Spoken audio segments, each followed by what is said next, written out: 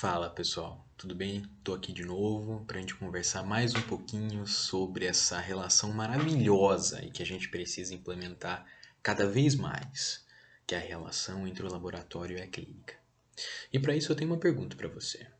Você já ouviu falar sobre CMS? CMS é a sigla para o estresse crônico moderado. O estresse crônico moderado, ou CMS, é um modelo experimental de depressão.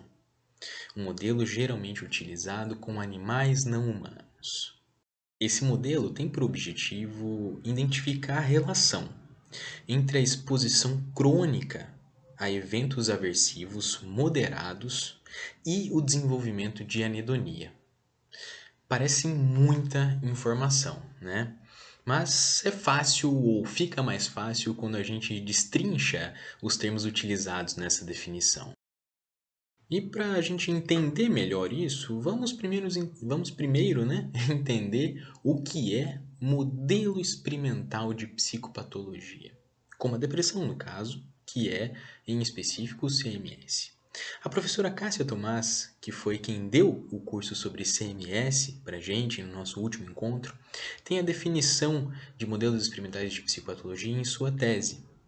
E ela define modelos experimentais como instrumentos que permitem criar fenômenos análogos aos fenômenos humanos dentro do laboratório com sujeitos não humanos.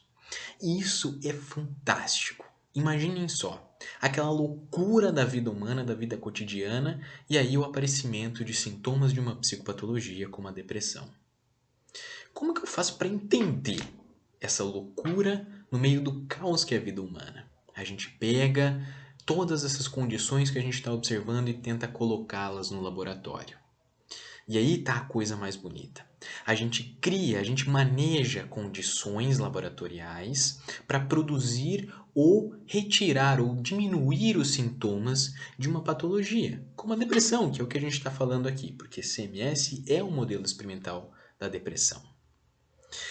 E aí vocês pensem o seguinte, eu pego sujeitos experimentais e coloco eles em condições com uma exposição crônica a estímulos com função aversiva moderada e observo quais são os sintomas que aparecem nesses animais. Incrivelmente, os sintomas são muito parecidos com os que nós humanos apresentamos. E aí, como está tudo controladinho lá, a gente vai e faz uma modificação e consegue reduzir ou retirar esses sintomas do ambiente. Cara, isso é lindo demais. Porque o que a gente consegue fazer a partir disso? A gente consegue identificar, bom, se são essas as condições que produzem um sintoma de psicopatologia e são essas as modificações que conseguem reduzir ou retirar este sintoma, opa, então agora eu consigo planejar intervenções para lá na ponta, lá na clínica, conseguir atuar sobre aquilo que está acontecendo com o meu cliente, com os clientes de vocês. E é exatamente para isso que a gente tem o CMS. O CMS ele vai pegar uma parte muito interessante da depressão, que é a anedonia. A anedonia é o que a gente entende como a perda de interesse pelas coisas. Imagine um comportamento que estava sendo mantido por uma consequência, e agora, mesmo com a existência dessa consequência, o indivíduo não responde mais. Ou seja, aquilo que mantinha o comportamento hoje não mantém mais. É como se, bem entre aspas, o indivíduo perdesse interesse por aquilo que antes controlava o seu comportamento. O mais importante disso não é atribuir a perda de interesse para dentro, mas a gente consegue observar que é por conta de uma exposição crônica a vários estímulos aversivos que ocorre uma redução da apresentação do comportamento. E, de uma maneira mais geral, nós podemos chamar isso de anedonia, isso de perda de interesse. Por conta dessa exposição crônica, ou seja, por conta de uma história de relação entre o organismo e uma série de eventos aversivos.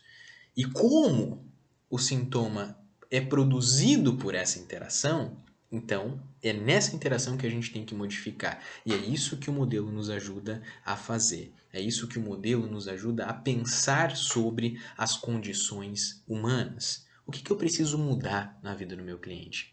Que tipo de estratégia eu posso utilizar para fazer uma alteração na vida dele e esse sintoma diminua de ocorrência, para que ele melhore, para que a qualidade de vida seja melhor? Em 1987, o autor Wilner e colaboradores identificou que a utilização de fármacos consegue, diminuir a ocorrência desses sintomas e retomar o responder adequado de sujeitos experimentais que foram expostos a uma série de estímulos aversivos crônicos e com função aversiva moderada. O mais legal ainda foi encontrado, e eu até vou pegar aqui porque não dá para esquecer isso, não é mesmo? Em 2001, a nossa professora Cássia Tomás identificou que técnicas operantes, ou seja, manejo de contingências, também foi capaz de diminuir os sintomas causados por essa exposição crônica a estímulos com função aversiva moderada. E aí está a nossa atuação. Nós, como psicólogos, vamos atuar, nós mais ainda como analistas do comportamento, vamos atuar nas contingências de vida dos nossos clientes. E se elas são capazes de reduzir os sintomas, dada a exposição contínua, aí, essa exposição crônica a estímulos aversivos com função moderada, então, com os dados do laboratório, nós conseguimos planejar intervenções mais eficazes com base empírica. E é isso que a gente quer. Intervenções que a gente tem uma alta probabilidade de sucesso.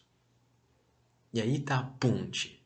Aí está o caminho, entre o laboratório e a clínica. A gente pega o fenômeno humano, aquele caos, aquela coisa maluca, traz para o laboratório, coloca a lupinha. Opa, o que está acontecendo aqui? Vamos isolar essas variáveis. Vamos entender quais são as relações do organismo e ambiente que estão sendo formadas. Quais são os efeitos dessas relações? Encontramos ordem, porque é isso que a gente busca. A gente busca ordem no caos. Uma vez que nós temos ordem, nós conseguimos prever e controlar. Se nós conseguimos prever e controlar, tudo mais mantido igual e guardadas as devidas proporções, nós transportamos esse raciocínio para a clínica. E a gente começa a olhar para as relações organismo-ambiente do nosso cliente, identificar essas relações, essa exposição que ocorreu na vida dele a estímulos aversivos, essa exposição crônica que ao longo da vida apareceu, pouquinho, e hoje, bum, aparece uma anedonia, aparece essa perda de interesse pelas coisas, a pessoa fica isolada, fica em casa. Com este conhecimento do laboratório, a gente é capaz de enxergar mais facilmente o que está ocorrendo com o cliente e buscar na literatura, inclusive, como alterar essas contingências para que a qualidade de vida do nosso cliente melhore e a gente consiga achar um caminho mais eficaz para resolver a demanda que aparece dentro da clínica. Judge Lab, uma plataforma feita por analistas do comportamento para analistas do comportamento.